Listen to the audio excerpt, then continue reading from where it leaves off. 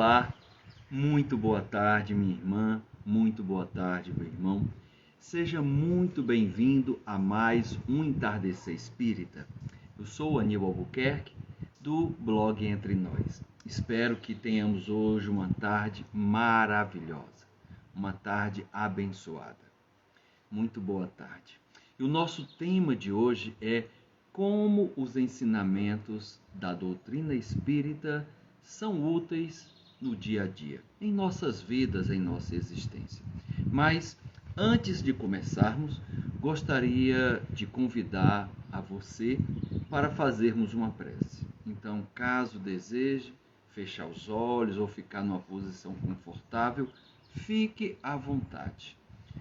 Vamos agradecer por esse entardecer, por esse momento, de estarmos aqui reunidos, falando um pouco mais sobre a doutrina espírita e procurando levar o conforto e o consolo àqueles que estão necessitando, como cada um de nós, porque esta palavra, estes ensinamentos, nos trazem o consolo e o conforto. Abençoa-nos, Senhor, agora e sempre, que assim seja. Então, como eu falei, muito boa tarde. Vamos procurar nesta meia hora, nesses 30 minutos, observar como os ensinamentos que a doutrina espírita nos apresenta, esses ensinamentos podem nos ser úteis em nosso dia a dia. Mas antes de adentrar na doutrina, eu gostaria de falar sobre Jesus. Sim, o Cristo Consolador. Consolador porque ele procurou trazer o conforto, trazer este consolo àqueles que estavam sofrendo, angustiados, amargurados, sem esperança. E ele, com a sua palavra, procurou trazer um novo momento. Com uma palavra, com uma atitude, com um comportamento, procurou trazer o conforto, trazer o consolo, trazer a esperança. E principalmente, com os seus ensinamentos vivenciados, Jesus buscou nos mostrar o que devemos fazer e o que não devemos fazer para termos uma vida abundante, uma vida próspera, uma vida feliz, uma vida em paz, uma vida em harmonia consigo e com o universo. Quando eu falo universo, é com todos que nos rodeiam, seres humanos, animais, vegetais. E ele também, Jesus, esse Cristo Consolador, ele fala em uma de suas passagens que ele iria pedir ao Pai que enviasse um outro Consolador. Por que um outro Consolador? Porque ele sabia que o seu tempo na Terra era muito curto, o período de ensinamento e a revolução que ele estava trazendo era impactante e geraria discórdia, desarmonia e desunião nos poderosos. Geraria inveja e com isso ele não ficaria durante muito tempo. Então, por isso que ele pede e ele diz, ele comenta que pede ao Pai que envie um outro Consolador. E a doutrina espírita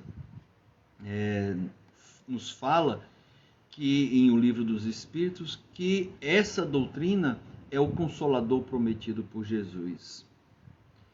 Olha que interessante. O Evangelho segundo o Espiritismo também aborda isso, que é esse Consolador prometido, ou seja, a doutrina busca nos trazer um conforto, uma orientação, Ela procura dissipar a ansiedade da dúvida e reconduzir a fé daqueles que se afastaram dela. Procura nos mostrar, nos apresentar por que sofremos, o que podemos fazer para minimizar as dores, para minimizar os sofrimentos, o que devemos fazer, como devemos nos pautar para que no futuro não tenhamos tanto sofrimento. A Ângela nos dar aqui uma boa tarde. Eu sei que ela já fez há algum tempo, mas agora que eu já tinha visto, mas não tinha ainda tido a oportunidade de dar uma pequena parada. Que bom que este é um momento que nos enriquece com muita luz e com esperança. Isso é agradável, nos traz o conforto para a alma, para o espírito. Então, o espiritismo ele vem dissipar esta ansiedade da dúvida, a dúvida com relação ao futuro, quanto à vida, ou se há vida ou não há vida, ou se há, como ela se dá após a morte, após o desencarne. E procura também realinhar a nossa forma de ser, a nossa forma de nos conduzirmos, de nos pautarmos diante da vida, diante das circunstâncias, diante dos acontecimentos. Isso é muito importante. Outra coisa que Kardec nos fala, isso está no Evangelho segundo o Espiritismo. Então, se nós estamos falando como os ensinamentos espíritas são úteis em nosso dia a dia, Kardec tem uma frase que eu acho oportuna para esse momento. Ele fala assim: o espiritismo precisa ser bem compreendido, mas sobretudo bem sentido. Então, isso é interessante porque eu preciso compreender os ensinamentos que nos são trazidos para procurar colocar em prática. Então, eles precisam fazer sentido em minha vida. Eu preciso compreender, captá-los, entendê-los e que eles façam sentido em nossas vidas, que eu possa colocá-lo em prática, colocar em evidência, praticar um pouco a cada dia. Com isso, ele acaba se tornando o Consolador prometido por Jesus, porque nos traz muito conforto, nos traz muito consolo. Então, lembremos disso. O Espiritismo precisa ser bem compreendido, mas, sobretudo, bem sentido. E aí, os espíritos afirmam que o verdadeiro espírita não é aquele que crê na manifestação. Ou seja, para que eu acredite nos ensinamentos dos espíritos, eu preciso participar de reuniões mediúnicas? Não, eu não preciso disso. Mas aquele que aproveita o ensino trazido por eles. Porque são ensinamentos úteis, práticos, que são fáceis ou que são possíveis e passíveis de ser colocados em prática. Que eu possa aproveitar. São ensinamentos que são trazidos por espíritos experientes, amadurecidos, evoluídos, irmãos mais avançados, que já estiveram em condições iguais à nossa e progrediram pela lei de progresso. E com isso, com a sua experiência, com o seu cuidado, com a sua solidariedade, eles nos mostram, eles nos falam, eles nos ensinam o que devemos e o que não devemos fazer, que vai nos ser úteis e ajudar-nos no dia a dia, e o que vai ser prejudicial, que vai nos trazer prejuízos, problemas presentes e futuros. Olha que interessante. Então, a doutrina espírita é para aquele que aproveita o ensino trazido pelos espíritos. Mas, Aníbal, só espírito iluminado ou evoluído, esclarecido, que podem nos ajudar? Com certeza não. Nós também podemos aprender com aqueles espíritos sofredores ou aqueles espíritos que causam sofrimento. Sim, porque no momento em que ele está sofrendo por alguma falha moral, falha espiritual, falha material, uma conduta, nós podemos tirar como lição e, vendo a sua dor, aquilo é passível de acontecer conosco também. Então, que eu aprenda, aqueles que estão causando dor no outro, estão causando porque sofreram também e agora desejam se vingar. Eles também nos ensinam sobre o valor do perdão. Então, o conhecimento que a doutrina espírita nos permite, nos faculta, nos presenteia e que são úteis no nosso dia a dia, começa primeiramente pela compreensão do que é a vida espiritual, da extensão. Ela amplifica os nossos horizontes, tanto para trás, por ela ser reencarnacionista, como para frente, porque eu reencarnarei outras vezes. E com isso, eu posso compreender, entender e aprender que a vida material, como Jesus falou e os espíritos falam, é efêmera, é passageira. Não é a vida principal, mas sim a vida secundária. É o que os hindus chamam de Maya, a vida ilusória. A vida que importa é a vida espiritual. E com a vida espiritual, como eu disse, eu amplio meus horizontes, tanto antes desta reencarnação, como após esta reencarnação. E com isso, eu posso procurar me pautar de uma forma melhor no meu dia a dia e assim, tanto aproveitar os frutos na vida presente como nas vidas futuras. Kardec é interessante, porque já no início, quando ele começou participando das reuniões das mesas falantes, não que elas falassem, mas por meio de pancadas, elas iam identificando letras do alfabeto e as letras iam se juntando e formando palavras, frases, parágrafos, estrofes. Por isso chamaram de mesas falantes. Com o tempo, os espíritos, por meio desse movimento de mesas falantes, mostraram que poderiam pegar uma prancheta com papel e um lápis e a escrita sair. Depois surgiram os médios psicógrafos. Então, Kardec, por meio das respostas obtidas às perguntas feitas, compreendeu que aquele que desencarnou, ou seja, aquele que está do outro lado, ou seja, da vida espiritual, que não está na matéria no momento, não é diferente de quem está aqui. A sua vida é a continuidade da vida presente. Ou seja, aquela ilusão que infelizmente temos, que ao desencarnarmos, vamos agora virar santos, que vamos ficar sentados à direita de Deus Pai Todo-Poderoso, é algo que a gente quer ouvir para o nosso ego ficar acariciado, ficar mais calmo, mais confortável. Mas a vida não é assim. Ou seja, se eu em vida material eu sou uma pessoa extremamente materialista, extremamente arrogante, compulsivo, nervoso, agitado, violento, ao desencarnar eu me apresentarei nos primeiros anos ou décadas de desencarne desta forma. Porque é isso que eu sou, esta ainda é a minha essência. Se eu sou uma pessoa em paz, em harmonia, calma, serena, pacificadora, assim também eu me apresentarei quando eu desencarnar. Se eu precisar me manifestar ou me expressar, ou mesmo que eu não me expresse ou que eu me manifeste, é assim que eu me apresentarei.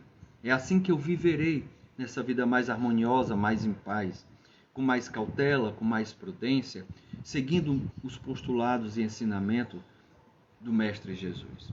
Então, o que Kardec quis dizer que aqueles que estão do lado de lá não são diferentes dos lados de cá, é porque eles também apresentam virtudes e defeitos, conforme nós temos, porque eles são simplesmente nós, mais desencarnados. Então, é importante que eu tenha essa noção para que eu não revista uma aura que não existe num espírito comunicante.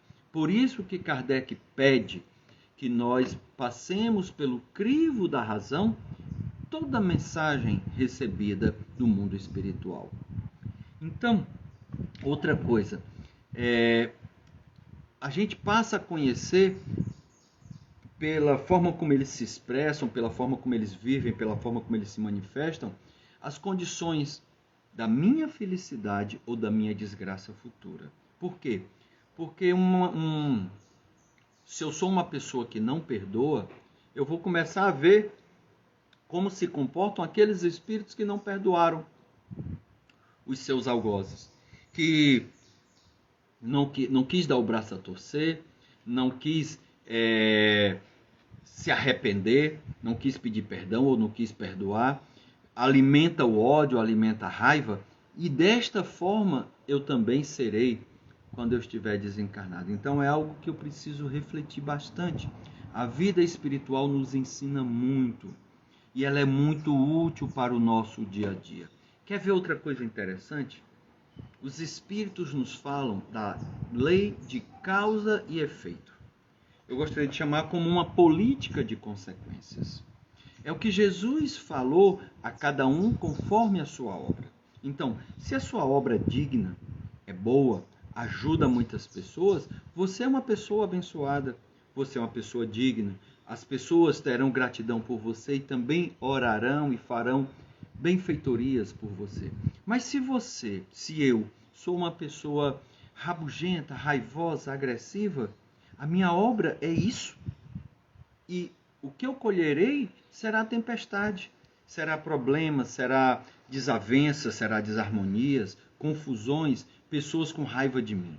Então, a cada um conforme a sua obra. A lei de causa e efeito, ou seja, se tiver acontecendo algo de desagradável à minha pessoa, não é porque Deus quer. Não faz sentido, filosoficamente falando, que Deus vá querer, vamos dizer assim, eu vou usar até aspas, vá querer me punir por algo que eu não fiz. Não existe isso. E, na verdade, ele não pune ninguém. O que existe é uma política de consequência e, por conta da causa que eu dei, há uma consequência, há um efeito, há uma colheita. E isso é inexorável, fruto do meu livre-arbítrio. Deus respeita o meu livre-arbítrio. Isso é inexorável. Eu preciso ter essa compreensão e compreendendo isso, isso me é útil, me ajuda em meu dia a dia, para que eu esteja e busque a paz, a serenidade, a harmonia, o amor, a bondade, a misericórdia de entender os problemas do outro. É interessante que na obra e no filme Nosso Lar, de André Luiz, nós vemos o personagem principal, André Luiz, quando na vida material, quando encarnado, tendo uma vida muito feliz, sobre a ótica dele. Uma vida de boemia, né, de bares, com bebidas ricas, porque ele era médico, com acompanhamento de mulheres, fumando, né, charutos, cigarros. Mas quando ele desencarna, ele se depara com a situação adversa. Ou seja, tudo aquilo que ele imaginava que era o gozo na vida terrena, para ele foi o martírio na vida espiritual. Primeiro, ele desencarnou por uma doença sexual, uma doença venérea, né? Ele também não respeitava tanto as pessoas, tinha um temperamento um pouco forte, e com isso ele gerou consequências a qual ele sofreu muito ao desencarnar. Ele não tinha noção do que ele estava fazendo na sua vida material, que lhe traria prejuízos para a vida espiritual. Então, com isso a gente vai começando a compreender mais a dinâmica da vida, como ela funciona. E pela lei de causa e efeito, o que nós estamos colhendo, nós plantamos em algum momento atrás. Porque não é diferente. Então, com a doutrina, eu começo a compreender e a ter a explicação da causa dos meus sofrimentos na Terra. Mas também, principalmente nesse Consolador prometido, o que eu posso fazer para suavizar essa dor? O que eu posso fazer para não aumentar, não aprofundar ou não fazer novas atitudes ou novos atos que vão me ser prejudiciais? Então é importante que eu tenha essa noção e essa compreensão. Com a doutrina sendo útil para o nosso dia a dia, Jesus veio nos falar da lei de amor. E aí os Espíritos nos explicam que eu tenho duas formas de aprender. Eu posso aprender pelo amor ou pela dor. Sim. E muitas vezes só aprendemos pela dor. Eu posso também aprender pela dor do outro. Olha que interessante. Eu posso compreender quais são as consequências de um não perdão, de um ódio. Como isso ressoa no meu interior. Quantas doenças isso me traz. como afeta o meu metabolismo, os meus hormônios, quanto de veneno eu jogo na minha circulação sanguínea, eu jogo no meu sistema endócrino, no meu sistema imunológico. O quanto a vingança é prejudicial para a quem eu desejo, mas primeiramente eu que estou a desejar, eu que estou a emanar. Então, eu posso aprender pelo amor ou pela dor, inclusive pela dor do outro. Então, eu preciso aproveitar e sentir de forma plena os ensinamentos que os Espíritos nos apresentam. A reencarnação é algo fantástico, porque por meio dela, o Pai, Deus, me dá uma nova oportunidade, me dá uma nova chance de aprendizado, de eu me redimir, de eu reparar, de eu reencontrar afetos e desafetos. E com isso crescer, perdoar, ser perdoado, amar, ser amado. Olha que interessante. A reencarnação é conhecido como a pedagogia do amor. Na semana passada, no nosso último Entardecer Espírita, abordamos essa temática. A reencarnação como a pedagogia do amor. Hoje aqui a gente não poderá aprofundar tanto. Fica o convite para que você assista o episódio da semana passada. A reencarnação, ela vai explicar por que eu sofro. Ou me trazer uma oportunidade de eu reescrever a minha história, um novo capítulo de minha existência, e com isso, essas aflições serem um remédio para o meu espírito, para eu me libertar das minhas falhas morais, dos meus comportamentos inadequados, dos meus maus hábitos. Então, o que passamos na Terra, as aflições, as vicissitudes, as dificuldades, são cursos, são remédios que o nosso espírito precisa. Mas também por eu precisar, e eu sou um ser inteligente, sou um espírito que tem livre-arbítrio, não quer dizer com isso que eu preciso me resignar, aceitar, mas buscar aprender, buscar superar, buscar me melhorar e não ficar dizendo: é Deus que quer assim e assim será. Não, pelo amor de Deus. Vamos reescrever nossas histórias. Isso é de extrema importância. Então, com isso, às vezes pode ser duro o que os espíritos falam, mas é a mais pura verdade. E quando eu acho isso muito forte, que me atinge com força, é porque eu não quero admitir a minha responsabilidade, o grau da minha responsabilidade. Eu ainda não compreendo a lei de causa e efeito. Porque os espíritos afirmam que muitas vezes eu sou o próprio criador da minha infelicidade no mundo. Fruto de acontecimentos desta existência ou de existências anteriores. E quando eu não aceito isso, eu fico batendo cabeça. Porque eu prefiro responsabilizar terceiros. Responsabilizo até a Deus. Quando a responsabilidade é minha.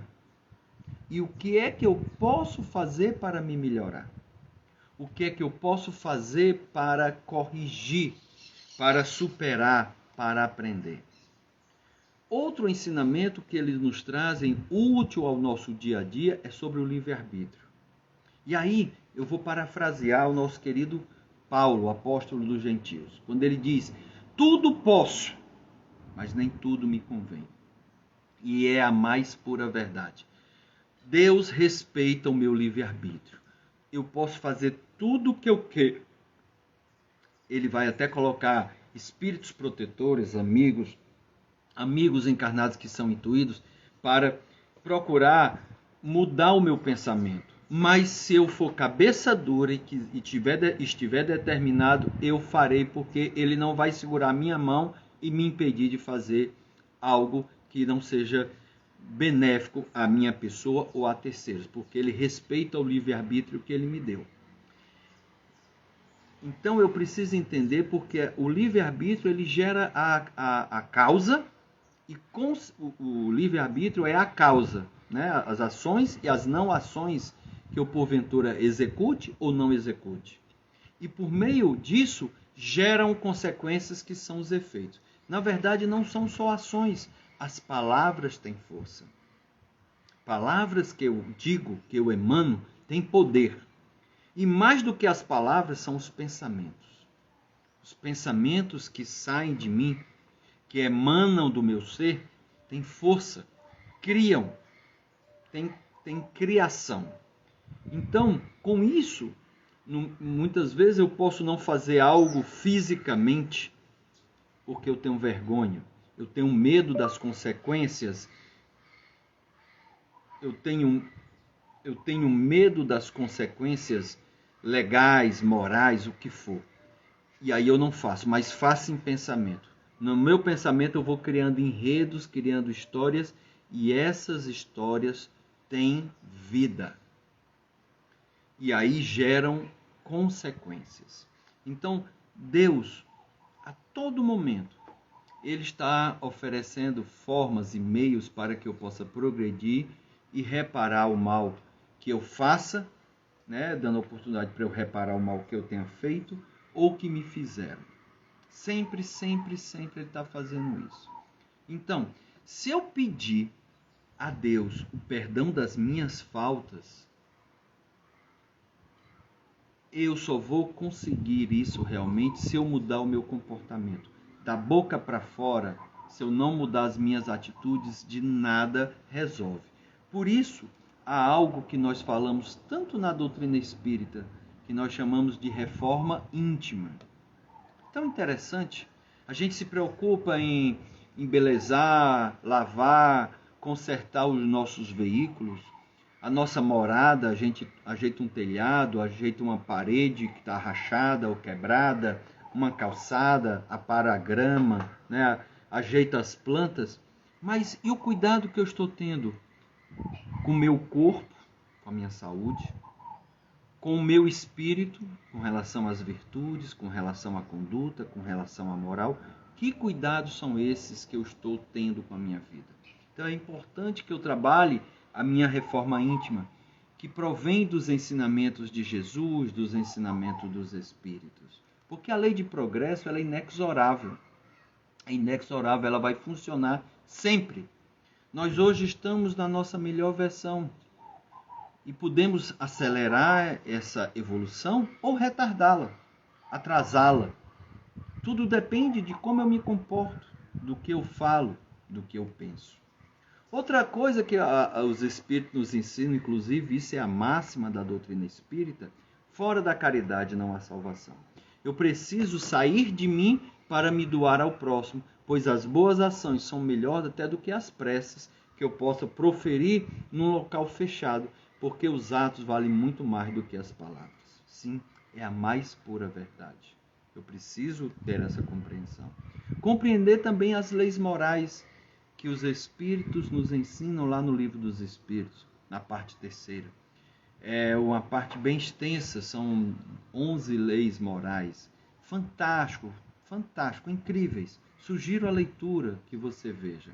Outra coisa que eles nos ensinam, e aí eu tenho que ter o cuidado, é a influenciação espiritual, que pode ser benéfica ou pode me prejudicar. Benéfica como espíritos que querem me proteger, e maléfica com aqueles que querem me arrastar para os vícios que eu já possuo, se vingar de mim obsediando. Então, há uma influenciação espiritual que muitas vezes é muito sutil, e eu tenho que ter cuidado, eu tenho que estar atento. Vigiai e orai.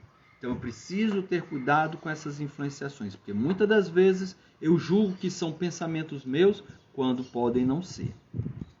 E aí os Espíritos vão falar também da lei de sintonia, a afinidade espiritual, que eu tenho com os Espíritos que gostam das mesmas coisas que eu gosto, que se afinam com os mesmos gostos, com os mesmos prazeres, com os mesmos vícios, com as mesmas virtudes, e com isso o que for benéfico será benéfico e o que for prejudicial ficará mais prejudicado. Então eu preciso ter essa compreensão e esse entendimento. E é assim que, diante do que nós falamos, né, de alguns ensinamentos que os Espíritos nos dão de uma forma ampla, se eu compreender mas principalmente se eu sentir e trouxer para o meu dia a dia, eu terei uma vida de plenitude, uma vida harmoniosa. Pois compreendamos que o objetivo essencial do Espiritismo é o nosso melhoramento. E nós, nos melhorando, poderemos ajudar mais e mais pessoas a multiplicar o pão. E por isso, que nada melhor se nós estivermos sobre a proteção, sobre o amparo de uma casa espírita, de um centro espírita. Sim, porque há uma egrégora coletiva ali formada pela espiritualidade, pelos que trabalham, pelos que frequentam. A irmã Cidefu, que foi uma das médios, ela em espírito, mas ela foi uma das médios que ajudou Kardec na codificação. Na obra Escutando os Sentimentos, na psicografia do Vanderlei Soares de Oliveira, fala que a tarefa dos centros espíritas é oferecer condições para que o ser humano extraia de si mesmo o seu valor divino na obra da criação. Olha que lindo o papel de um centro espírita, de uma casa espírita, uma sociedade espírita. Oferecer condições para que nós possamos extrair de nós mesmos o nosso valor divino na obra da criação. Desta forma, me despeço, pedindo as bênçãos dos bons espíritos, agradecendo por mais esse entardecer espírita, pela sua presença. Se você nos assistir a posterior, não tem problema. Convido para que você se inscreva em nosso canal, seja no Instagram, no YouTube, no Spotify, nos acompanhe. Compartilhe esse conteúdo, se ele está sendo útil para você. E temos buscado a cada sábado, durante meia hora, fazer o entardecer espírita, abordando temáticas da doutrina que possam nos ser úteis no dia a dia. Fica com Deus. Tenha um final de semana abençoado e uma semana de muita prosperidade. Que assim seja. Amém, meus irmãos. Amém.